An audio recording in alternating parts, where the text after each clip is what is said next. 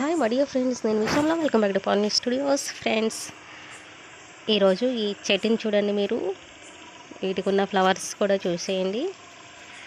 ఇవి శీతాకాలంలో ఎక్కువగా పూస్తాయి అన్నమాట. సన్నజాజి పూలు, విరజాజులు ఎలా పూస్తాయి అలాగే ఈవినింగ్ టైంలో పూస్తాయి. మాకైతే చాలా చెట్లు ఉన్నాయి మా ఇంట్లో. చెట్టు నిండా ఫ్లవర్స్ ఈవినింగ్ అయ్యేసరికి. దీన్ని కాడమల్లి పూలు లేదా తోకమల్లి పువ్వులు అంటారు.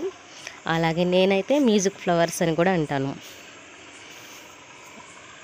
ఓకేనా? ఇవి తెలిసిన వాళ్ళు ఎవరన్నా ఉంటే లైక్ చేసేయండి, కామెంట్ చేయండి. ఇవి ఎక్కువగా విలేజెస్లో దొరుకుతాయి. ఈ చెట్లు ఎక్కువగా విలేజెస్లో ఉంటాయి.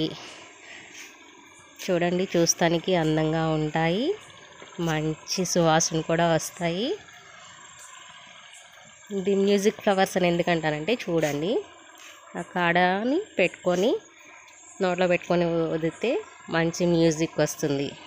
లేదా ఫ్లవర్ని మధ్యలోకి విరిచి పెట్టుకొని ఇలా ఊదితే మంచిగా మ్యూజిక్ వస్తుంది అన్నమాట.